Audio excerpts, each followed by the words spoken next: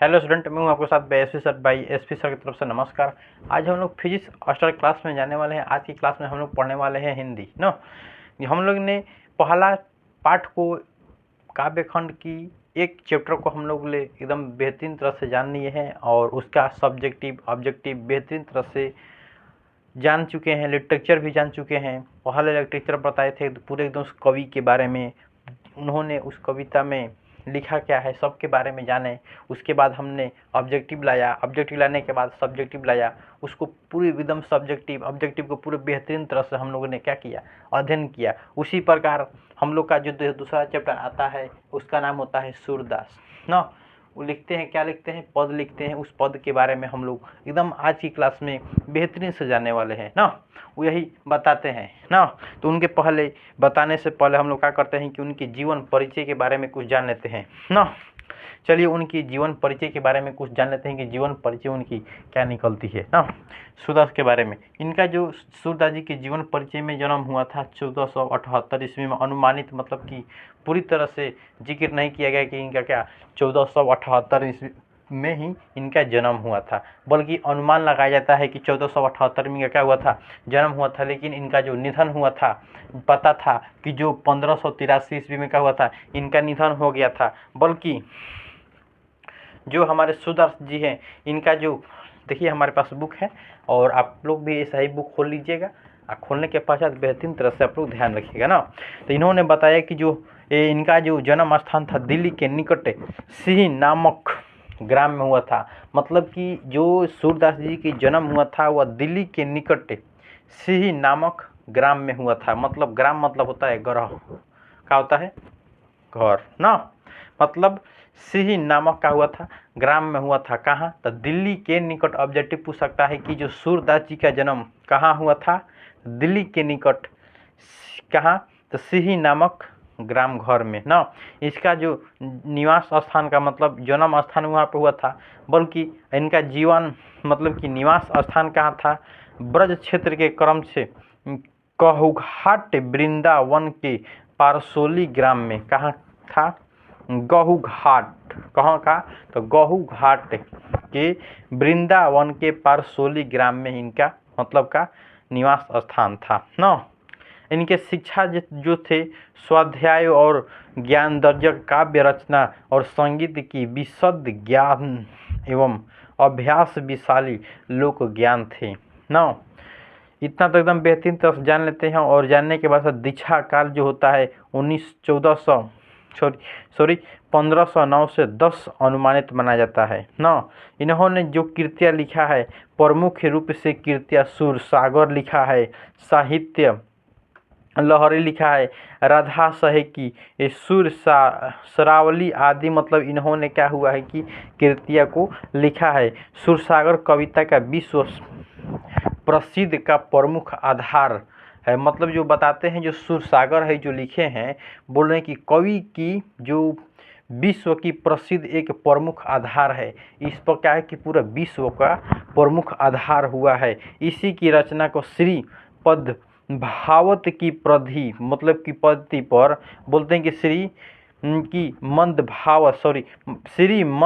भावत की पद पर। जो किताब है ना, तो टाइपिंग में क्या हुआ कि निकाला हुआ है, तो देखिए लीजिएगा कि लिप गया है ना, तो वही यथार्थ से नहीं बोल पाए हैं। जो श्री बोले कि श्री मंद भावत की पद्धति पर द्रांता की अस्कंद में हुआ है। और जो गे पदों का विसंग्रह था, का था, गे खंडों का विशाल विश्रखंड था ना। चलिए तो हम लोग चलते हैं कि अनेक प्रकार की रीति रिवाजों को, और जो रीति रिवाज के मतलब कि जितने भी इन्होंने रचनाएं किया है उसके बारे में अच्छी तरह से तो हम लोग अध्ययन कर लिए हैं। जो मेन जो पॉइंट है उस मेन पॉइंट को हम लोग ले जान लिया। और जो आप लोग को क्या करना है कि एक काम मतलब कि गुरु तो गुरु सब तो बताते हैं ना, तो हम एक चीज़ आपको बताते हैं कि थोड़ा सा क्या करना है कि जितना इनके जीवन परिचय है इतना आप लोग एक बार अध्ययन कर लीजिएगा ना। तो हम लोग क्या करते हैं कि इस पर पढ़ते हैं, जान लीजिएगा कि एक एक ऑब्जेक्टिव जो पूछता है आप लोग का कवर हो जाएगा ना। तो क्या हो जाएगा कि इतना पढ़ने में थोड़ा टाइम लग जाएगा, इसलिए बताते हैं कि आप लोग इसको किताब में दिया हुआ है पढ़ लीजिएगा ना एकदम। इसके बारे में अब इस पर चलते हैं, हम लोग पूरे बेहतरीन तरह से जानते हैं। तो कुछ हम क्या करते हैं कि यही बता देते हैं कि जो निचला पाठ है इसको पाठ को पढ़िएगा जरूरी ना। इस बात को हम थोड़ा सा बता देते हैं क्या लिखा हुआ है कि यहाँ पे प्रस्तुत पंक्ति में वात्स्य भाग और सुरसागर से संकलित इन पदों को सूर्य काव्य को कला से संबंधित प्रसिद्ध प्रतिभा की और पूर्ति झलक मिलती है। दोनों पदों में विषय वस्तुच्युत किरण भाषा शैली संगीत आदि गुणों का प्रक्रम दिखाई पड़ता है। प्रथम पद में आप देखिए यहाँ से मेन हो रहा है, चालू हो रहा है कि बोल रहा है कि प्रथम पद में दुलार के भरे कोमल मधुर स्वर में सोए हुए बालक कृष्ण को भोर होने की सूचना देते हुए जगाया जा रहा है ना। मतलब कि जो प्रथम पद है, जो है हमारा प्रथम पद है, इस पद में बताया जा रहा है कि बोल रहे हैं कि जो प्रथम पद है कोमल के मधुर स्वर में, मतलब कोमल के मधुर स्वर में बोल रहे थे कि कोमल के मधुर स्वर में बालक कृष्ण को भोर होने की क्या दिया जाता है, संदेश दिया जाता है, मतलब सूचना दिया जाता है। क्या करने के लिए? उनको भोर हो गया, प्रभु अब जागिए, मतलब उनको क्या कर दिया जाता है, जगाने का कृपा किया जाता है। किसको? हमारे कृष्ण जी को ना, बालक कृष्ण जी को। ये पहला प्रथम मतलब पद में बताया गया। अब दूसरा पद में जो आते हैं बता रहा है कि दूसरा पद में द्वितीय पद में पिता बोल रहे हैं कि पिता नंद की गोद में बैठकर बालक को भोजन करते हुए दिखाया जा रहा है। जो हमारा दूसरा पद है, ये दूसरे पद में बता रहा है कि जो पिताजी के गोद में, नंद की गोद में बालक कृष्ण जी क्या कर रहे हैं कि भोजन करते हुए दर्शाया जा रहा है, दिखाया जा रहा है। दोनों ही पदों में प्रेम के भक्ति, मतलब देखिए क्वेश्चन पूछेगा कि दोनों ही पद में प्रेम के भक्ति मर्म स्पर्श अंतर्राष्ट्रीय प्रभावित होता है। जो घरों घरों में सुप रिचित इन दृश्यों को प्रशांतों को कवि को हृदय का ऐसा युग है, यह प्रसंग अमिट हो जाते हैं ना। तो चलिए हम लोग क्या करते हैं कि एकदम बेहतरीन तरह से इसकी पदों को बारे में जानते हैं कि पद 1 में पद 2 में आखिर ऐसा क्या बताया है जो कृष्ण जी को उठाने के लिए भोरहर में क्या, तो सुबह के पहर में जो 4 बजता है, 5 बजता है, 6 बजे के बीच में, 4 बजे के बीच में जो भोर का समय होता है, वही समय पर बालक कृष्ण जी को भोर होने का आदेश दिया जाता है। क्या दिया जाता है? तो आदेश दिया जाता है और इन्हें जगाने की कोशिश की जाती है ना। तो चलिए जानते हैं कि इसमें क्या लिखा हुआ है ना। चलिए हम लोग पढ़ते हैं कि क्या लिखा हुआ है। चलिए जानते हैं, एकदम ध्यानपूर्वक से सुनिएगा ना।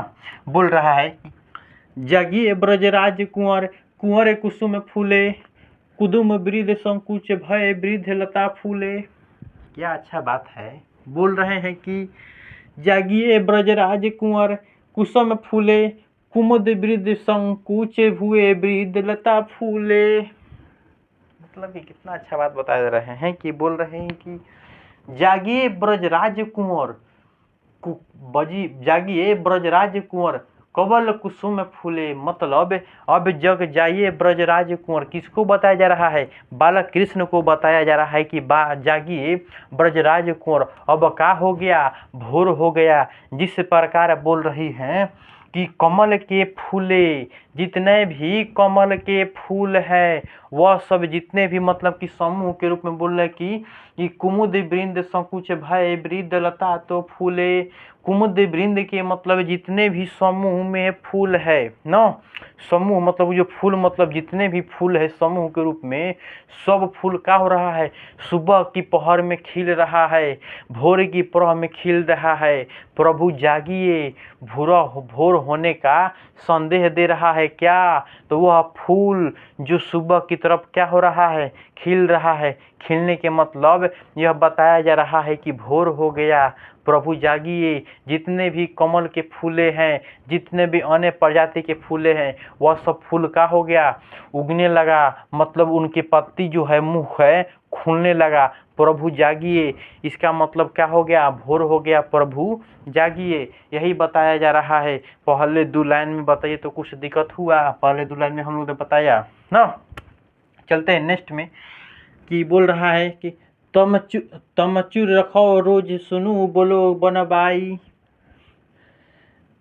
रावती रोई खरगनी में बछड़ा युत रोधाई। बोल रही हैं जो देखिए जो लिखा है तमचूर, जो लिखा हुआ है तमचूर के मतलब होता है मुर्गा ना। देखे होंगे कि जो सुबह के रूप में जो मुर्गा होता है, सुबह के रूप में जो मुर्गा होता है कि उठकर मतलब जागकर और क्या करता है कुकड़ू कू का करना है मुर्गा बोलने लगता है।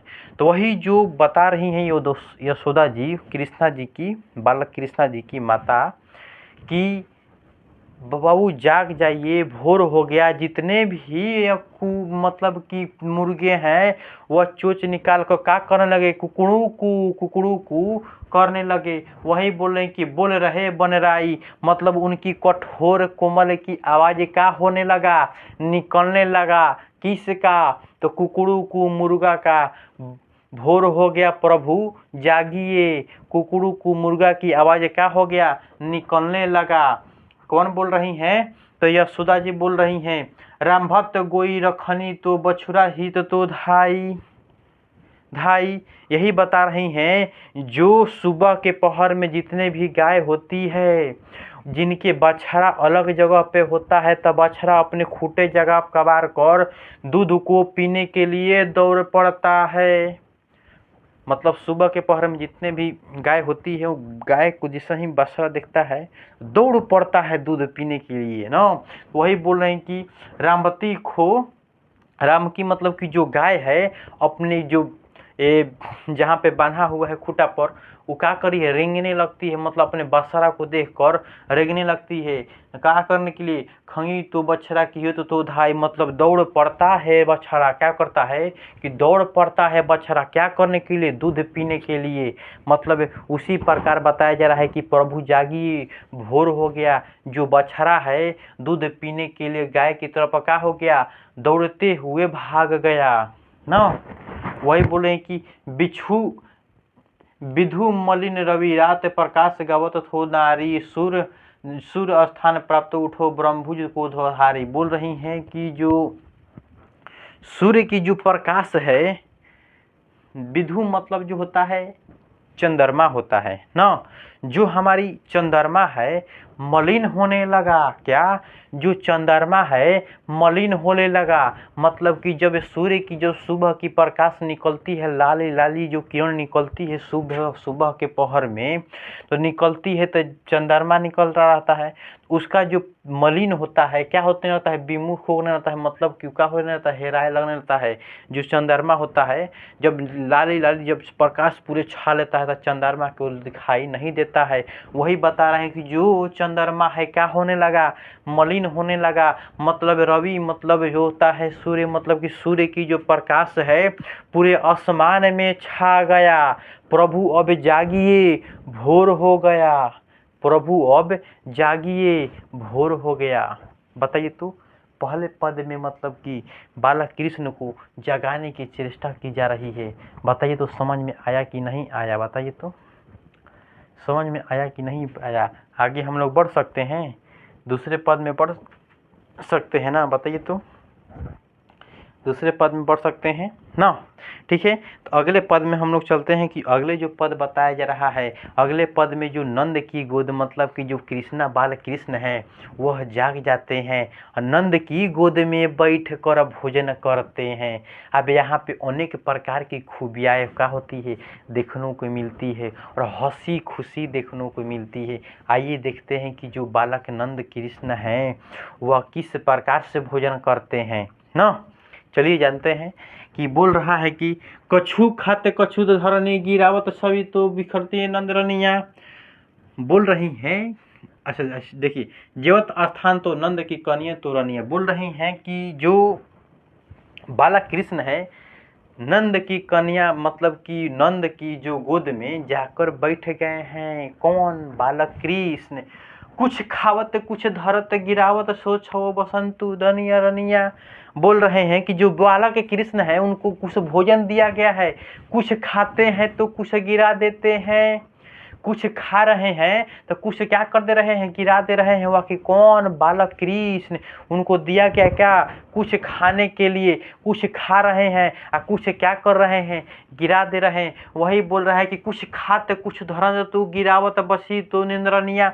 अब यहाँ पे कुछ खाते हैं और कुछ क्या करते हैं, गिरा देते हैं। तो यहाँ पे मुख देख कर नंदरनिया, जितने भी नंदरनिया है जो बालक कृष्ण को पसंद करती है, वह सब देख कर बालक कृष्ण को क्या करती है, हंसने लगती है। इनकी चेहरा को देखकर, मतलब कि इतना नटंगी करते हैं, इनको देखकर जितने भी नंदरनिया होती है सब क्या करने लगती है, देखने लगती है। इनके तरफ क्या हो जाती है, विमोहित तो हो जाती है। मतलब अनेक प्रकार की खेला करते हैं बालक कृष्ण जी ना। चलिए आगे क्या बताते हैं। तो आइयो आप लोग को पहला जो पद हम पढ़ाया और जो इसमें बताया कि कुछ खावत कुछ खात बोल रहे हैं कि कुछ खाते कुछ धरत गिरावत बसी गिरंत तो नंदरनिया। जो हमारे बालक कृष्ण हैं कुछ क्या करते हैं, भोजन को करते हैं और कुछ क्या करते हैं, गिरा देते हैं। मतलब कुछ खाते कुछ धरत तो भोजन करो तो नंदरनिया। मतलब कुछ खाते हैं कुछ भोजन को खाते हैं, खाने के पाछे तो कुछ भोजन को क्या कर देते हैं, गिरा देते हैं। और उनके जितने भी नंदरनिया अगल बगल से जा रही है, देख रही है, तो उनके देख को छवि को देख कर क्या करिए, हंस रही है ना।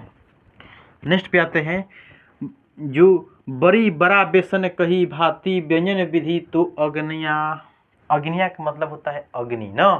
बोल रही हैं जो यशोदा जी बोल रही हैं, हम तो बड़ी के बेसन बना रहे हैं, हम तो बड़ी का बेसन बना रहे हैं। देखे होंगे बड़ी का बेसन सबके घरे बनता होगा। जो बड़ी को क्या किया जाता है कि गुथ गुथ कर तेल में छान दिया जाता है। वही बता रहा है कि तेल में छान मतलब कि अग्नि पर सिंझाया जा रहा है उस बड़ी की बेसन को। बड़ी का बेसन बनाकर नंद मतलब कि नंद की गोद में बैठे बालक कृष्ण को क्या किया जाता है, खाने को दिया जाता है। वही बोल रही कि बड़ी बेसन बेसी बहु भंगती व्यंजन की विधियाँ। मतलब उनको का अनेक प्रकार की व्यंजन की विधियाँ बनता है बालक कृष्ण को खाने के लिए। अनेक प्रकार की व्यंजन की विधियाँ बनता है किसको, बालक कृष्ण को खाने के लिए। कि मतलब हमारा बालक कृष्ण है भोजन करेंगे। अब भोर हो गया मतलब सुबह हो गया, सुबह के पहर में हमारे बालक कृष्ण क्या करेंगे, भोजन करेंगे। वही बताया जा रहा है कि बेसन की बनी हुई बेरी, मतलब कि क्वेश्चन पूछ सकता है, बड़ी बेसन बेसी बहुत भांति व्यंजन विधि तो धरनीय। मतलब कि जो व्यंजन बेसी बेकुंत भांति के मतलब क्या होता है, मतलब बड़ी का बेसन का बना हुआ एक बड़ी छोटा छोटा बनाया जाता है, उसी का बोला जाता है बड़ी का बेसन ना। दो ई बनाया जाता है बेसन का बनाया जाता है, लई बना देकर छोटे छोटे तेल में छान कर उससे बनता है ना। नेक्स्ट पे चलते हैं कि नेक्स्ट पे बताया जा रहा है कि डरत खात लेती अपूर करित रुचि मानत तो दही दुनिया मिश्रित धनी माखन मिश्रित करित मुखी नावत सविस तो नंदनिया। क्या बात बता रहे हैं कि डरत खात लेते नहीं तो करो तो रुचि न माना तो धनिया मिश्रित धनी खावत मिश्रित करित मुखी नावत सो सभी तो धनिया। मतलब जो दही को जो बालक कृष्ण जी क्या करते हैं कि दही लेकर और दही में कुछ मिश्री को मिलाते हैं। मिश्री के मतलब होता है चीनी, जो छोटा छोटा दाना का होता है, उसी दही में क्या करते हैं, मिलाते हैं। मिलाने के बाद खूब मिक्सचर करते हैं और कुछ खाते हैं और कुछ मुंह में अपने लबर लेते हैं। क्या को, तो मक्खन को, मतलब दही का बना हुआ मक्खन कुछ खाते हैं। मिश्री डाल कर ले उसको क्या करते हैं, चलाते हैं। चलाने के बाद खाते हैं, अपने मुंह में कुछ लबेरे लेते हैं। मतलब उनकी छवि को देखकर क्या लगता है, अच्छा लगता है। क्या लगता है कि अच्छा लगता है कि इनकी छवि को देखकर, तो हमारे बालक कृष्ण की छवि को देखकर। तो कि दही को खाते हैं किस प्रकार, मतलब उसमें मिश्री मिलाकर खाते हैं। क्या खाते हैं, तो मिश्री मिलाकर दही में खाते हैं, माखन में खाते हैं। कुछ खाते हैं तो मुंह में लबेरे लेते हैं, जिससे उनकी छवि को बढ़ा देता है, अच्छा दिखाई देता है ना। बोल रहे हैं कि अपुत खात नंद मुखत नावत सो तो बनी तो बसनिया ना। जो बोला जा रहा है कि जो बालक कृष्ण है कुछ तो अपने तो खाते हैं मक्खन भोज्य पदार्थ, और कुछ नंद बाबा के मुंह में भी खिला देते हैं। मतलब नंद बाबा की गोद में तो बैठे हुए हैं बालक कृष्ण, बैठ तो गए हैं ठीक है, तो वो क्या करते हैं कि कुछ तो खाते हैं अपने मुख में, और कुछ नंद बाबा को भी क्या करते हैं, खिला देते हैं। मतलब कुछ खाते हैं और कुछ नंद बाबा को खिला देते हैं। मतलब कुछ खाते हैं और कुछ बाबा को क्या करते हैं, नंद बाबा को भी खिला देते हैं। मतलब जिसके गोद में बैठे हुए उनको भी क्या कर रहे हैं, बालक कृष्ण थोड़ा खा रहे हैं तो थोड़ा खिला रहे हैं, और थोड़ा खा रहे हैं तो थोड़ा गिरा रहे हैं। मतलब उनकी छवि को देखकर अच्छी लगता है, और मुंह में पूरा लगा हुआ है क्या, मक्खन ना। ठीक है, चलते हैं नेक्स्ट में।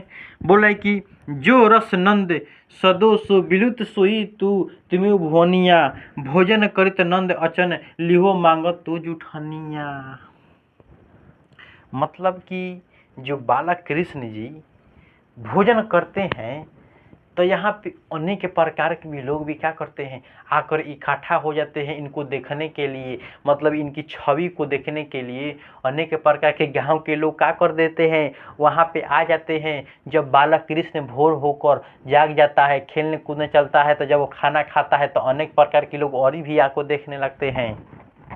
काहे के लिए, इनके जो बालक कृष्ण की जो छवि है इनका बरकरार मतलब बहुत अच्छी तरह से करते हैं। कुछ खाते हैं, कुछ गिराते हैं, कुछ नंद बाबा को खिलाते हैं, कुछ लगा लेते हैं दही मुंह में, तो और इनका चेहरा का लाइट बढ़ जाता है। जिस प्रकार लड़की अगर अपने मुँह में का लगा लेती है फेयर लवली तो उसकी लाइट बढ़ जाती है, तो उसी प्रकार कृष्णा जी के पास तो लाइट फेयर लवली नहीं था, बल्कि उन्होंने मक्खन खाते थे तो कुछ मुंह में लगा लेते थे। छोटा बुद्धि मतलब कि छोटे हुआ है तो कुछ क्या करते थे, मुंह में लगा लेते थे। जैसे आप लोग भी छोटा होंगे तो खाते होंगे, कुछ खाते होंगे। अब मम्मी पापा के गोद में बैठे हों तो मम्मी को भी कुछ खिला देते हैं, खिलाते हैं कि नहीं। उसी प्रकार जो बालक कृष्ण है नंद बाबा की गोद में बैठे हुए हैं, तो कुछ खाते हैं, कुछ क्या करते हैं, नंद बाबा को भी खिला देते हैं। और कुछ मुंह में लगा लेते हैं मक्खन, तो उनकी छवि क्या हो जाती है, बढ़ जाती है। तो वही जो छवि बढ़ने के पश्चात जो नंद बाबा की जब मुंह में वो क्या करते हैं, बालक कृष्ण डालते हैं, तो बगल में बैठे सूर्य जेठानिया बोल रहे हैं कि जो सूरदास जी बोल रहे हैं कि हमको थोड़ा सा अगर खिला देते अपने जूठा, था हमारा जो मन होता विकुल होता शुद्ध हो जाता। प्रभु थोड़ा जूठा हमको भी खिला दीजिए। बोल रहे हैं कि मांगत सूर तो जूठनिया। मतलब सूर्य जी क्या मांग रहे हैं, सूरदास जी थोड़ा सा भगवान कृष्ण की जूठा मांग रहे हैं कि मतलब थोड़ा बसी, मतलब कि जितना बचा हुआ है थोड़ा थोड़ा जूठा तो हमको भी खिला दीजिए।